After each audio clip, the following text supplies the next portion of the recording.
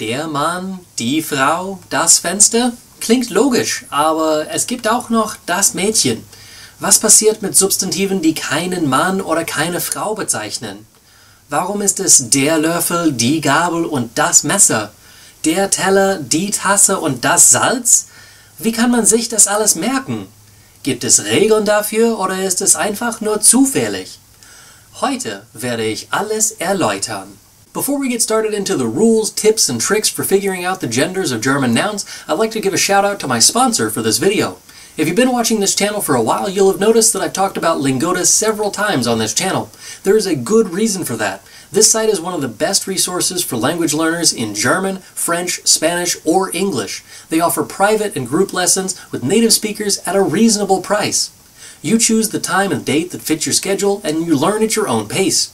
You can even get a CEFR certificate in your target language with their program.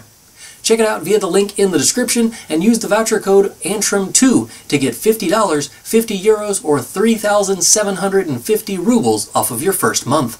Männer sind männlich, Frauen sind weiblich. Der Mann, die Frau, der Vater, die Mutter, der Bruder, die Schwester, der Onkel, die Tante. Substantive, die Personen beschreiben, die biologisch männlich oder weiblich sind, erhalten entweder das männliche oder weibliche grammatische Geschlecht. Darum ist es die Mutter, obwohl Wörter, die mit ER enden, normalerweise männlich sind. Tätigkeitsbezeichnungen sind standardmäßig männlich, aber man kann sie mit der Endung IN weiblich machen. Der Arzt, die Ärztin. Der Bäcker, die Bäckerin. Der Fahrer, die Fahrerin. Der Freund, die Freundin. Der Jäger, die Jägerin. Der Lehrer, die Lehrerin. Der Mann, die Frau, der Junge, das Mädchen. Wenn ein Substantiv mit chen oder lein endet, ist das Substantiv sächlich. Diese Regel gilt ohne Ausnahme.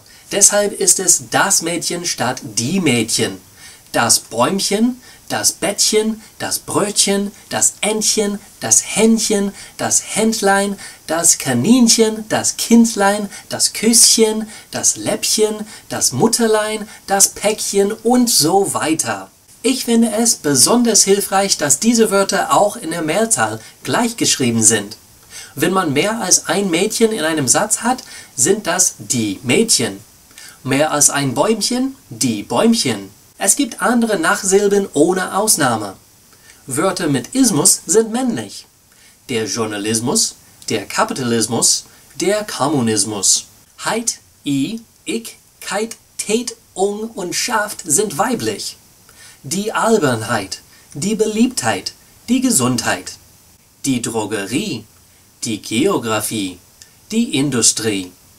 Die Grammatik, die Musik, die Physik.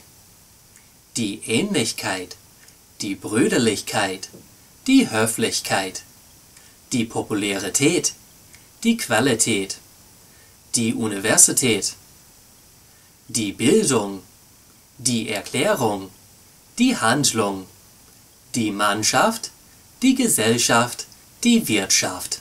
Wenn man eine längere Liste von Nachsilben sehen will, die spezifische Genere verlangen, hat Smarter German ein Video, das sehr empfehlenswert ist.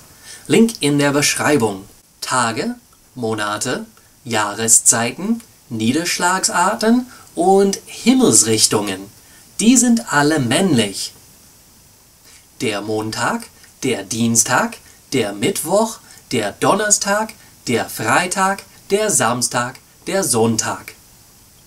Der Januar, der Februar, der März, der April, der Mai, der Juni, der Juli, der August, der September, der Oktober, der November, der Dezember. Der Winter, der Frühling, der Sommer, der Herbst. Der Regen, der Schnee, der Nebel, der Hagel. Es gibt in dieser Kategorie ein paar Ausnahmen. Der Norden, der Süden, der Osten, der Westen. Was tun, wenn man raten muss? Viele Wörter sind nicht in den Kategorien, die ich schon genannt habe. Zum Glück gibt es ein paar hilfreiche Endungen, die normalerweise das männliche, weibliche oder sächliche grammatische Geschlecht verlangen. Zum Beispiel, wenn ein Substantiv mit er endet, ist es vermutlich männlich. Das ist normalerweise so, denn ein Wort mit er am Ende ist vermutlich ein Mann. Es gibt aber viele Ausnahmen. Die Butter, das Fenster, das Gewitter, die Mutter, das Poster, die Schwester zum Beispiel. Wenn ein Substantiv mit endet, ist es vermutlich weiblich.